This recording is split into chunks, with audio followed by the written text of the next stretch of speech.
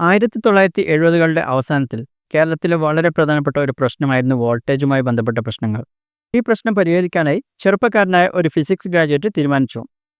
അതിനുവേണ്ടി അദ്ദേഹം സ്വന്തം അച്ഛൻ്റെ കയ്യിൽ നിന്ന് കടം വാങ്ങിയ 1,00,000 രൂപ വെച്ച് കൊച്ചിയിൽ ഒരു ചെറിയ സ്റ്റെബിലൈസർ മാനുഫാക്ചറിംഗ് യൂണിറ്റ് സ്ഥാപിച്ചു. അങ്ങനെ വി-ഗാർഡ് ജന്മമെടുക്കുകയായിരുന്നു. അവരുടെ ആദ്യത്തെ സ്റ്റെബിലൈസർ 495 രൂപയ്ക്കാണ് വിറ്റത്. ഒരു കങ്കാരുവിൻ്റെ ലോഗോ വെച്ച പ്രൊട്ടക്ഷനും റിലയബിലിറ്റിക്കും പ്രാധാന്യം കൊടുത്ത ഒരു സ്റ്റെബിലൈസർ ആയിരുന്നു അത്.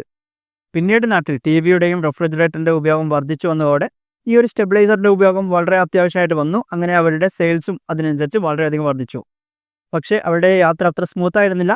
1980-കളിൽ കേരളത്തിൽ സാധാരണ ഉണ്ടാകാറുള്ള തൊഴിലാളി സ്ട്രൈക്കുകൾ ഇവരുടെ പ്രവർത്തനങ്ങളെ വലിയ രീതിയിൽ ബാധിച്ചിരുന്നു. അതിനെ നേരിടാനായി അദ്ദേഹം ഇന്നോവേറ്റീവ് ആയിട്ടുള്ള ഔട്ട്സോഴ്സിംഗ് മോഡൽ കൊണ്ടുവന്നു. അതുകൂടാതെ ഇതിൻ്റെ സ്ഥാപകനായിട്ടുള്ള കൊച്ചൗസേപ്പ് ചിറ്റലപ്പള്ളിയുടെ മറ്റൊരു പ്രധാനപ്പെട്ട മുഖമുദ്ര, ജനങ്ങൾക്ക് കൂടി ഉപകാരപ്രദമാകുന്ന കാര്യങ്ങൾ ചെയ്യുന്ന രീതിയിലാണ് അദ്ദേഹം ഈ ഒരു ബിസിനസ് കൊണ്ടുപോയത്. അവർ കേരളത്തിലെ ഗ്രാമീണ മേഖലയിലെ വുമൻ സൊസൈറ്റികളുമായി പ്രൊഡക്ഷന് വേണ്ടി കൊളാബറേറ്റ് ചെയ്യുകയും ചെയ്തിരുന്നു. പിന്നീട് ഇവർ സ്റ്റെബിലൈസറിൽ മാത്രം ഒതുങ്ങി നിന്നില്ല. പമ്പുകൾ, വാട്ടർ ഹീറ്ററുകൾ, ഫാനുകൾ തുടങ്ങിയ പല പ്രൊഡക്റ്റുകളും ഇവരുടെ അണ്ടറിൽ ഇറങ്ങിയിട്ടുണ്ടായിരുന്നു. സൗത്ത് ഇന്ത്യയിൽ ഇവരുടെ സ്ഥാനം സ്ഥിരപ്പെട്ടതോടെ പിന്നീട് അവർ രാജ്യം മുഴുവൻ വ്യാപിപ്പിക്കാൻ തീരുമാനിച്ചു. അങ്ങനെ ഇന്ത്യ മുഴുവൻ അവർക്ക് ഒരു ഡിസ്ട്രിബ്യൂഷൻ നെറ്റ്വർക്ക് ഡെവലപ്പ് ചെയ്തു. 2008-ൽ വി-ഗാർഡ് സ്റ്റോക്ക് മാർക്കറ്റ് ലിസ്റ്റ് ചെയ്തു. അത് വി-ഗാർഡിൻ്റെ ചരിത്രത്തിലെ വളരെ പ്രധാനപ്പെട്ട ഒരു സ്റ്റെപ്പായിരുന്നു. 2012-ൽ അദ്ദേഹം കമ്പനിയുടെ ലീഡർഷിപ്പ് അദ്ദേഹത്തിൻ്റെ മകനായ മിഥുൻ ചിറ്റലപ്പള്ളിക്ക് കൈമാറുകയുണ്ടായി.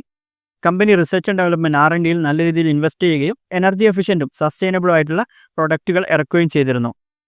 ഇന്ന് ഇലക്ട്രോണിക്സ് മാത്രമല്ല അവരുടെ അണ്ടറിൽ വരുന്നത്, അമ്യൂസ്മെൻറ്റ് പാർക്കുകളുണ്ട്. വണ്ടർല എന്ന അമ്യൂസ്മെൻറ്റ് പാർക്കുകളെ കുറിച്ച് നിങ്ങൾക്ക് അറിയാമായിരിക്കും. അതുകൂടാതെ വി സ്റ്റാർ ക്രിയേഷൻസ് എന്നുള്ള ബ്രാൻഡിൻ്റെ അണ്ടറിൽ ഫാഷൻ ഇൻഡസ്ട്രിയിലും അവർ പ്രവേശിച്ചിരുന്നു. ഇതുമായി ബന്ധപ്പെട്ട് ചെറിയൊരു ചോദ്യം ചെയ്യുക.